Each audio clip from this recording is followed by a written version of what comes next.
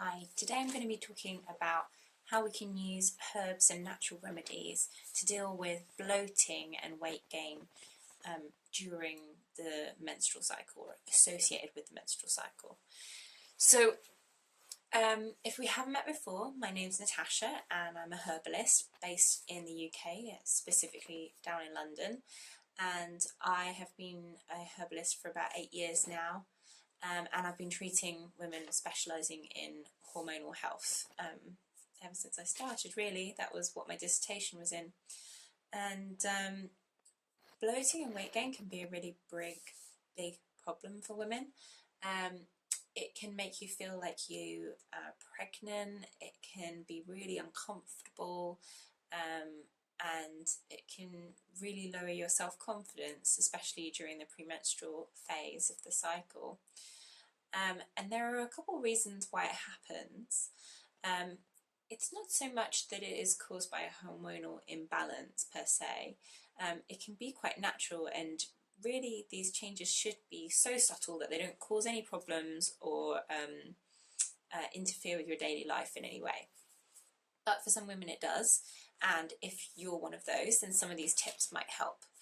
So what happens is progesterone, as it is coming up to its kind of peak during the premenstrual phase, it causes slow transit in the digestion because it's relaxing to the tissues. And so you can find that some women feel constipated, and that can lead to bloating because actually they're just kind of like bunged up. And the other reason that you can get weight gain and bloating is because of water retention, and that you would actually see as swelling in the feet and hands, and sometimes like the rings can't come off fingers, things like that, during the premenstrual phase especially. And this again is because of progesterone. And the things that we end up really wanting to eat and crave during this time is all the things that are worse for water retention, like having caffeine and salty foods, and sugar hits for the kind of like energy levels. Those all make it worse. So if you can avoid those things, that's great, and try and find sources of salt in different ways. I really recommend nettle tea. This is a salty taste. It's an umami taste, we would describe it as. And that's a really natural, healthy way to be getting a salty kind of a hit when you have a salt craving. But it's a diuretic, so that means that it helps you to process water more efficiently. So this is great if the weight gain that you get is because of water retention, that kind of feeling of whatever I just said with the fingers, swelling in the fingers and feet. Another herb that you might want to try if the weight gain is from water retention is dandelion leaf. This is another diuretic. So both of these herbs, nettle and dandelion, bound to make you pee more. And dandelion leaf is sometimes used to lower blood pressure, but obviously you shouldn't do that without advice from your health provider. And it's worth bearing in mind if you do already have low blood pressure that sometimes it can make you feel a bit woozy, and wouldn't be advised if you're that kind of person.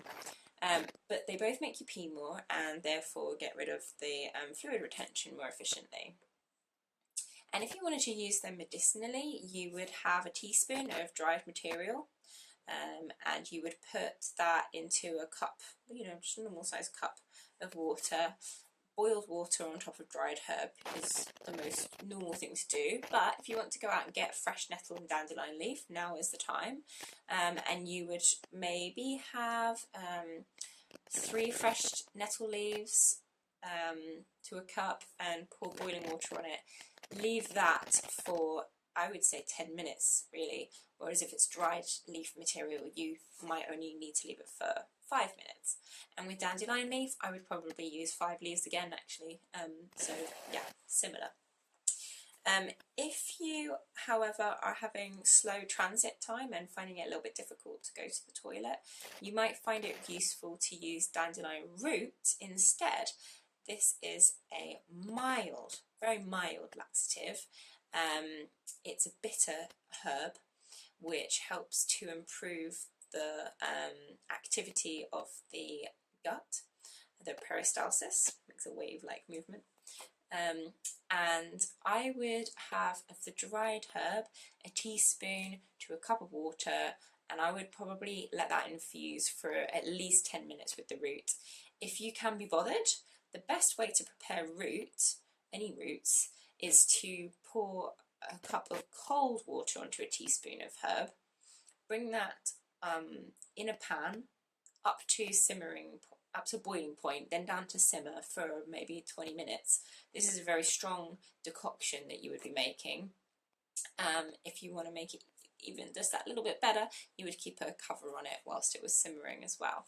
And all of these preparations, these different infusions and decoctions that we've talked about, they should be taken 3 times a day if you really want a medicinal benefit from them. Most times people take tea bags from the supermarket, pour boiling water on them and drink them in within a few minutes, and the amount of herb material that's in there is like half of a teaspoon or less, and then they have 1 cup a day, and it's just not a medicinal dosage. If you have any questions or comments about that, please do leave comments in the comments below. Questions and comments in the comments below. There's a little like speech bubble thing that you can click on and write notes in there. And you can always hit like, and I think there's a heart button and smileys and stuff now as well that you can use to show that you're enjoying what I'm saying, or can even just hear what I'm saying. So yeah, drinking diuretics is great if the weight gain is from... hi Rebecca. It's great if the weight gain is from water retention, but if you are struggling because of slow transit and a bit of constipation, then I would use the dandelion root instead. There are other bitter herbs that you can use, but that's the most easily available plant in the UK, dandelion root. So I'd say start simple when it comes to herbs. Lots of people go in for the most strong version of things. Like, I know loads of people that walk into shops and go straight for the valerian because they're having sleeping problems, but it's just too strong, and sometimes if it's not the right herb for you, like valerian can give you nightmares. It makes me hyper. So, you know, it's not necessary. You go in for the gentle stuff first and see how you go. You'd be surprised by what your body responds to, really.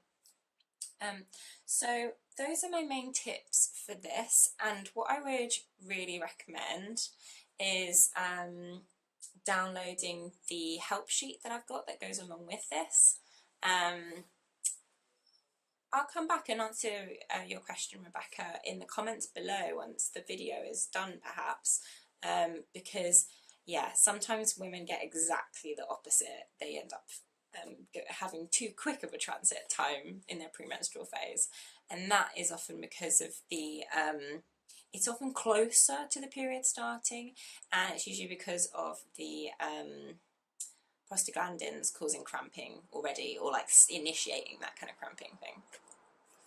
So yeah, those are my main things, and I am going to give you a link to the help sheet underneath the things, and you can always ask me comments, you know, once this has gone up live, and I will definitely be answering them after. Thanks so much, and I'll be on Wednesday, Thursday to do another live session. Bye!